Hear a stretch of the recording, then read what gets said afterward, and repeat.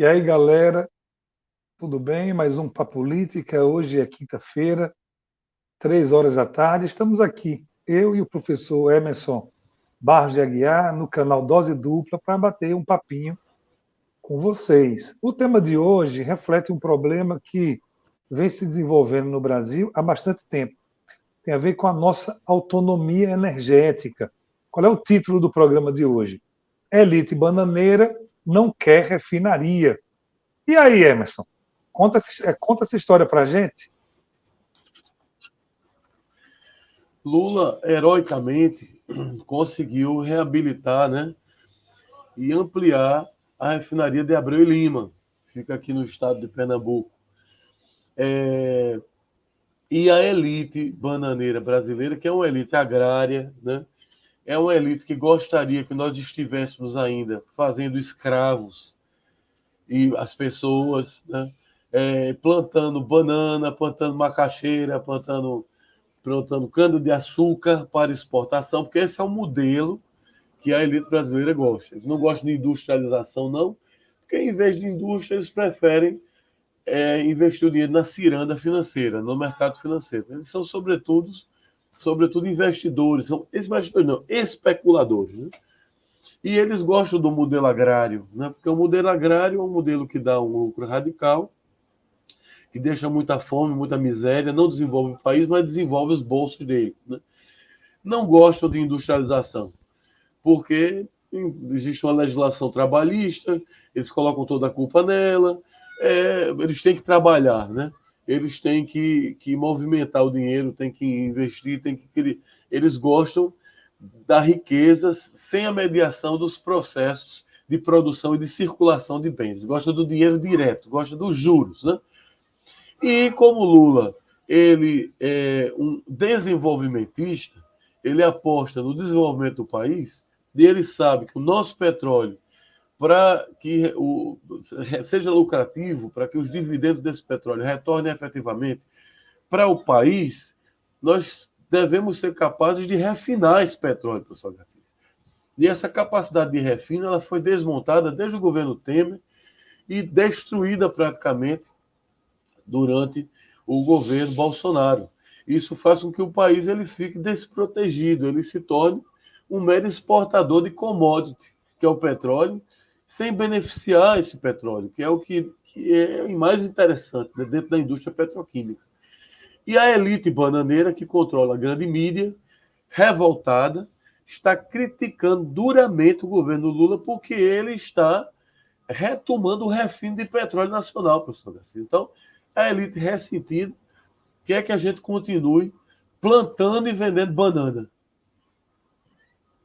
Muito bem. E o presidente Lula, numa cerimônia com petroleiros, tratando desse assunto da retomada da refinaria Abreu e Lima, ele mencionou o seguinte: Lula criticou a nossa elite, né, as castas privilegiadas no Brasil, dizendo que a nossa elite tem complexo de vira-lata, porque é uma elite subordinada aos interesses de outros países. E, naturalmente, o presidente Lula acerta mais uma vez. Esse tema é muito sensível, o tema do refino do petróleo no Brasil. E o que é que nós estávamos fazendo?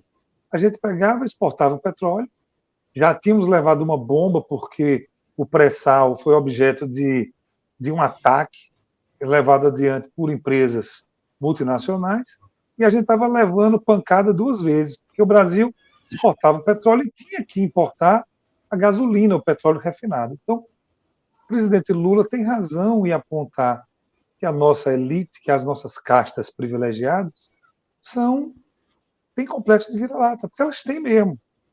Tudo que é bom vem de fora. Esse complexo de vira-lata tem a ver com o fato dessa elite não apoiar o povo brasileiro. A elite odeia o povo brasileiro, odeia o Brasil e desconfia da nossa capacidade. O presidente Lula vem do povo. O presidente Lula tem origens no que há de melhor do Brasil, que é o povo brasileiro. Ele acredita no povo porque ele é um exemplo da vitória do povo. Ele chegou à presidência da República, está aí, no terceiro mandato, resgatando o Brasil de uma crise econômica e de uma crise política que quase nos leva a um modelo autoritário de governo. Então, o presidente Lula acredita no Brasil, como todos nós acreditamos. O povo brasileiro é genial. O povo brasileiro resiste. O povo brasileiro é criativo. O povo brasileiro dá nó em pingo d'água, Emerson. Agora, as nossas elites, o que é que fazem? Quando o Museu Brasileiro pega fogo, todo mundo critica o Brasil e diz assim, as elites, né? Ah, o Brasil não sabe fazer isso, não sabe fazer aquilo. Quando houve um incêndio na Catedral de Notre Dame, vários milionários brasileiros fizeram doações para recuperar Notre Dame. Nada contra a recuperação de Notre Dame, ao contrário. A Catedral de Notre Dame é patrimônio da humanidade. Mas vamos apoiar Notre Dame, mas vamos apoiar o Brasil também. O que acontece é isso. O presidente Lula tem uma visão de desenvolvimento do Brasil, é uma visão nacionalista naquilo que o nacionalismo tem de bom. É o quê? A valorização do país. É uma valorização do Brasil sem querer esmagar outros povos. Não é o nacionalismo europeu do século XIX que era excludente. Não, vamos criar para o nosso povo tudo e para quem é diferente de nós a exclusão brutal. Não, o nacionalismo que está por trás dessa visão desenvolvimentista é um nacionalismo que protege e fomenta a nossa autonomia, a nossa soberania nacional, a autonomia do povo, a autonomia do empresário, a autonomia das nossas ideias, das nossas iniciativas, sem ingerência de outros países, mas, ao lado disso, protegendo a soberania nacional. Emerson, só para você comentar, é preciso a gente lembrar o seguinte, não há nenhum problema e é muito útil o Brasil interagir com outros países, aproveitar experiências internacionais, isso é muito importante. Mas nós temos que fazer isso sempre de cabeça erguida. Nós somos o país, nós somos um povo, nós temos muito a acrescentar. E, logicamente, nós precisamos ter total autonomia em relação à nossa matriz energética e a refinaria Abreu e Lima, a retomada da refinaria é uma grande notícia para a soberania nacional, Emerson. Sim, professor Garcês, e é um primeiro passo, né? Nós temos que retomar aquelas que foram vendidas também, as refinarias que foram vendidas, porque houve um processo deliberado de desmonte da capacidade de refino brasileira. Aliás, não somente a capacidade de refino de petróleo, né? Houve um desmonte da nossa plataforma industrial como um todo, né? Como foi revelado na Operação Vaza Jato, né? Que revelou as verdadeiras intenções por trás do ataque, do lawfare que foi feito contra o país, né? O que aconteceu é que a capacidade industrial brasileira, né? A indústria pesada, a indústria de base brasileira sofreu um violento ataque através da guerra híbrida, usando como instrumento o lawfare, e como resultado disso nós perdemos a nossa indústria de proteína, nós atingimos, professor Agassiz, a liderança mundial na produção de proteína animal. Mas 2 meses depois, houve um ataque, né, de lawfare às principais empresas produtoras de proteína, né, no Brasil, e nós voltamos a ocupar a periferia. Os Estados Unidos voltaram a esse protagonismo. Não pode ser por acaso. A nossa capacidade de produzir, a nossa indústria siderúrgica, ela foi afetada. A nossa indústria de construção civil foi arruinada. Como resultado disso, nós tivemos 900 mil vagas de emprego que desapareceram. Essa refinaria de Abreu e Lima, as operações iniciais da Lava Jato, já em 2014, né, visaram a refinaria, né? A grande mídia disse que era uma gastança do Estado, que o Estado não precisava estar envolvido com refino de petróleo, e essa é a desculpa para esse desmonte que foi feito também, além da deixa da corrupção, né, acusações contra a Petrobras na época. Ou seja, é uma capacidade estratégica fundamental que foi desativada através desses ataques que foram feitos, eu diria, professor Garcês, contra o interesse nacional, né? Bilhões de prejuízos, centenas de bilhões de prejuízos, e Lula está certo quando ele diz, agora na reinauguração da refinaria, que os Estados Unidos eram contrários à existência da Petrobras. Eram não, são contrários, seja o governo republicano, seja o governo democrata. Eles sempre foram, desde 1953, eles sempre foram. Foi uma luta para Getúlio Vargas conseguir criar a Petrobras, que na época ela tinha, né, a prerrogativa única de cuidar de todo o petróleo nacional. Depois, esse monopólio foi quebrado durante o governo de Fernando Henrique Cardoso e, desde então, a Petrobras concorre com outras empresas. Agora, se fosse uma concorrência leal, tudo bem, mas é uma concorrência profundamente desleal, porque existem agentes no parlamento brasileiro e também, né, no judiciário brasileiro, através do lawfare, que apoiam essa concorrência desleal internacional, que é feito usando o lawfare, que é feito usando ações parlamentares, né, de criação de leis que minam a capacidade da Petrobras, que mitigam a capacidade da Petrobras, que atacam o interesse nacional o tempo inteiro, né? O tempo inteiro. E essa tentativa de Lula de devolver ao Brasil essa capacidade industrial, de refinar o seu próprio petróleo, o direito de refinar o seu próprio petróleo, o petróleo que nós mesmos produzimos, né? É fundamental e, eu diria, perigosa e corajosa. Mas como o Lula não tem mais nada a perder os seus quase 80 anos, 78 anos, ele encampou essa luta nacionalista, no bom sentido, para restituir a nossa dignidade, né, como nação, e o direito de refinar o seu próprio petróleo, professor Garcês. E Lula disse, o presidente Lula afirmou, e afirmou com muita propriedade, ele afirmou o seguinte, tudo o que aconteceu neste país foi uma mancomunação entre alguns juízes, alguns procuradores subordinados ao Departamento de Justiça dos Estados Unidos, que nunca aceitaram o Brasil ter uma empresa como a Petrobras. Não há como negar esse fato. Em relação ao discurso das castas privilegiadas, a gente tem que lembrar o seguinte, eles odeiam a participação do Estado na economia. Odeiam. Porque eles é quem querem comandar. Eu não vejo problema. Vamos fazer o seguinte, vamos sair para o Brasil e vamos para um mundo perfeito. Nesse mundo perfeito, onde todas as pessoas apoiam umas às outras, talvez o Estado não seja necessário. É um mundo perfeito, onde todo pão vai ser compartilhado igualmente, as pessoas vão viver da mesma maneira, todo mundo vai proteger o seu semelhante, o seu vizinho. Neste mundo não tem problema nenhum. A grande dificuldade é que quando nós chegamos nas sociedades humanas, nós encontramos o contrário disso. Nós encontramos as pessoas querendo matar umas às outras, querendo explorar até o final, querendo destruir, distribuindo indiferença, não se incomodando com o sofrimento alheio. Então, a presença do Estado garante que o mínimo de equilíbrio pode ser assegurado, o mínimo. Não se está falando de verdadeira justiça, não. Não se está falando, nós estamos falando em equilíbrio.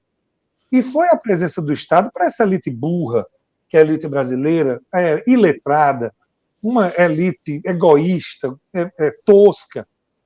Essa elite tem que entender que a participação do Estado na economia foi uma solução que surgiu no final do século XIX, há 100 e poucos anos, surgiu para poder frear os movimentos de trabalhadores.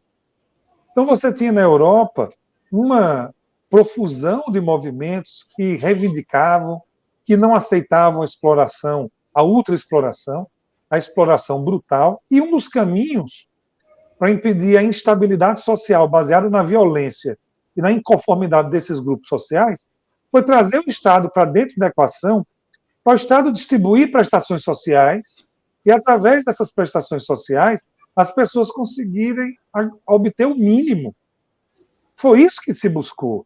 A presença do Estado na equação econômica faz parte de um modelo de vida social que procura o equilíbrio. Essas pessoas são tão limitadas, são tão tapadas, os membros das castas privilegiadas, que não conseguem nem entender isso. O camarada pensa que ele pode esmagar o povo brasileiro, que ele pode fazer o que quer, você pode eliminar o Estado e o povo não vai fazer nada. ele pensa que o povo vai ficar olhando e aplaudindo. Isto não é verdade.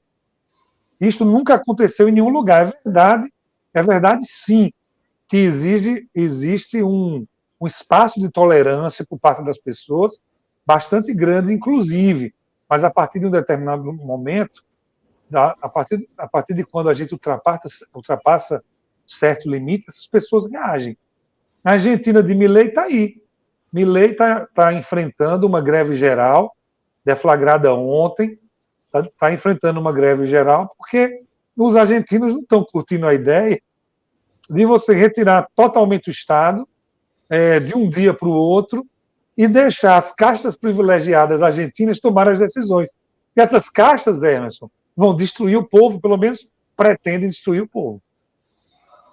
E o interessante nesse modelo autoritário que você falou, no qual nós quase caímos aqui no Brasil, a Argentina infelizmente caiu, é o seguinte, que o fascista, ele se promove como aquela figura, através do personalismo, como a figura, digamos assim, mais importante da pátria e tal. Agora, ele dá às castas, às elites do país econômicas, o total e absoluto controle econômico. É por isso que as elites gostam tanto do fascismo, porque no fascismo elas vicejam completamente. Não existe um governo ali para mediar a ganância, né? Ele disse, olha, vampiro, é como se juntassem duas figuras bizonhas e terríveis, professor Garcês. O lobisomem e o vampiro. O lobisomem diz, Bolsonaro. Exatamente, Bolsonaro. Se o lobisomem diz, eu vou ficar estraçalhando todo mundo aqui, matando todo mundo, mas eu não chupo o sangue, não. O sangue eu deixo para você. Aí o Condrilhocó diz, sou contra a bondade, eu posso chupar tudo. 100% ele chupe tudo. E ele vai lá, ele fica drenando, vai no banco de sangue, todas as reservas e tudo mais, e o lobisomem fica lá matando e ele chupando o sangue. Essa associação entre o fascismo e o neoliberalismo, ou seja, nos governos autoritários fascistas, o neoliberalismo ele viceja, porque ele vai em cima de tudo. Quando existe uma mediação ali, pelo menos uma democracia liberal, né? O democrata liberal diz assim, não, peraí, não chupe tudo, não, um momentinho aqui, vamos dialogar, vamos fazer. Você compreende, né, professor Garcia? Não pode, assim não dá, né? Nós precisamos também fazer, né? Assim, uma mediaçãozinha, né? Não, assim não dá. Não, vocês assim, eu sei que você já faria ali, mas tem um sangue. Mas vamos com calma, né? Vamos com calma, né, professor Garcia? Não, nem isso, né? Nem aquela coisa assim, FHCana, né? Existe. No caso do fascismo, o que existe é a entrega absoluta, né? Absoluta da riqueza nacional nas mãos dos mais gananciosos vampiros, professor Garcia. Então, por isso que as elites adoram o fascismo. Queriam aquele modelo lá mileniano do Conan, né? Não o bárbaro. O Conan o bárbaro é mais humano, mas é o Conan o cachorro doido, cachorro clonado, cachorro zumbi, que é o modelo do Milei. Agora você vê, quem é a elite? Vamos analisar quem é a elite brasileira. A elite brasileira é agrária. A elite brasileira gosta de dar chibatada nas costas de escravos. Os escravos negros, escravos brancos, escravos amarelos, seja qual for. Eles querem um contingente para trabalhar para eles, na base da chibatada. O modelo é aquele que foi muito bem diagnosticado pelo Gilberto Freire, que não era de esquerda, mas ele fez um diagnóstico sociológico do Brasil perfeito. É a Casa Grande e a senzala. E a Casa Grande não admite outro tipo de relação que não seja a senzala. Que ela gosta de explorar, que ela gosta de massacrar, que ela gosta de matar. Né? O jornal o Globo ele foi contra a campanha do Petróleo é Nosso, foi contra. Se você abrir hoje aqui, não é mais o Jornal Globo, porque a plataforma dominante agora são as plataformas eletrônicas, mas vocês vão ver na boca dos comentaristas da Rede Globo, né, na Globo News, o ódio na boca e o ódio nos olhos, né, contra qualquer tipo de ação que favoreça o interesse nacional. Né? Do mesmo jeito que o Jornal o Globo, na época, nos anos 50, foi contra a criação da Petrobras e o monopólio da Petrobras, em relação ao petróleo, né, para preservar naquele momento aquele petróleo que estava sendo descoberto, você não sabia muito bem onde era, e o jornal o Globo, juntamente com a elite nacional para a época, sendo o porta-voz dos interesses norte-americanos e das petrolíferas internacionais, queriam tudo para eles, porque o vampiro sempre quer tudo, né? E fizeram uma campanha contra o petróleo é nosso, né? Uma campanha, o petróleo é deles, entrega tudo, né? A solução é entregar tudo, né, ao interesse internacional, porque a gente sempre fica com um pedaço, né? Os vampiros das elites nacionais, que não são nacionais, porque as elites do mundo inteiro, elas estão irmanadas na mesma capacidade internacional de viajar, de mandar os seus filhos para fora, de chupar o sangue local, mas de viver globalmente. Eles só não querem esse globalismo para as pessoas que vivem aqui, para as pessoas que são exploradas. Mas você sabe muito bem, professor Garcês, que as elites nacionais, inclusive nordestinas ou de qualquer lugar, do interior de Goiás, elas têm lá um aviãozinho à disposição e elas tomam um café aqui e jantam em Paris. Elas tomam um café aqui e jantam em Nova York. Os filhinhos delas estudam nas melhores escolas de Nova York. Os filhinhos delas estudam em universidades internacionais. Então, eles estão banana para o Brasil. Eles querem saber lá de povo brasileiro, não. Eles querem saber do sangue do povo brasileiro. O outro líquido que eles querem é o petróleo daqui do Brasil, porque eles são sócios das elites do mundo inteiro. Então, eles não estão interessados. São contra o petróleo é nosso, são contra o pré-sal é nosso, são contra a Petrobras, são contra estatais, são contra deixar aqui recursos mínimos para que o Brasil seja um país decente. A verdade é essa, a verdade escancarada é essa. Eles não estão nem aí, né? Eles querem o dinheiro entrando fácil através dos juros radicais, professor Garcia. Sem dúvida. Nós sabemos que a base dessa resistência das castas privilegiadas é o ódio ao povo. As elites do Brasil, essas castas privilegiadas, procuram reproduzir o modelo social que vigorou no Brasil durante a colonização. É isso que eles querem. Eles querem esmagar o povo. Ora, a expectativa do governo em relação à Petrobras é de que a refinaria fature 100 bilhões de dólares por ano. Em que isso faria mal para o Brasil? Além disso, prevê a criação de 30 mil empregos. Entenda. 30 mil empregos. Para as elites brasileiras, é um desastre a criação desses 30 mil empregos, porque essa galera quer ver o povo levando bomba a eles. Eles querem realmente reproduzir o modelo colonial hoje. As pessoas que não integram essas castas privilegiadas e que não convivem com essas castas pensam que quando a gente fala, a gente está exagerando. Pensa, não, aí a Agassiz e Emerson estão exagerando. Não existe isso, é totalmente irracional. Como é que alguém pode ser contra uma coisa dessa? Meu Deus, 30 mil empregos. Gente, é o pessoal que não suporta. Você conhece, você que está assistindo a gente aqui. Você conhece gente de classe média, pessoas de classe média, que reproduzem o modo de pensar das castas privilegiadas. Você conhece gente que faz uma péssima viagem de avião porque uma pessoa do povo estava dentro do avião.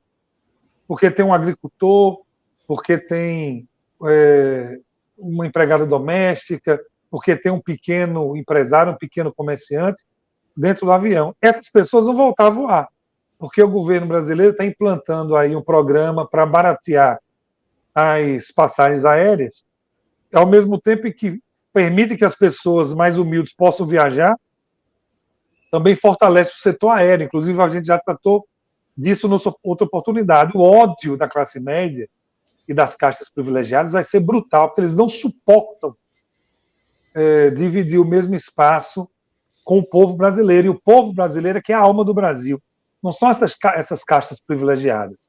Essas castas são o que há de pior no país. São elas que determinam o nosso atraso. São elas que estão na base da violência social no Brasil, porque elas não permitem políticas públicas para emancipar o povo, ajudando a criminalidade a se difundir em meio à pobreza, em meio à miséria.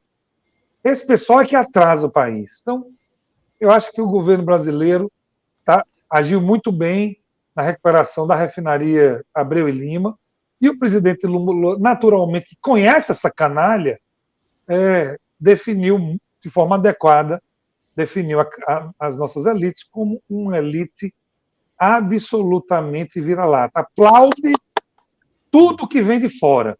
Se foi feito no Brasil, é ruim. A genialidade brasileira, que é reconhecida fora do Brasil, eles criticam.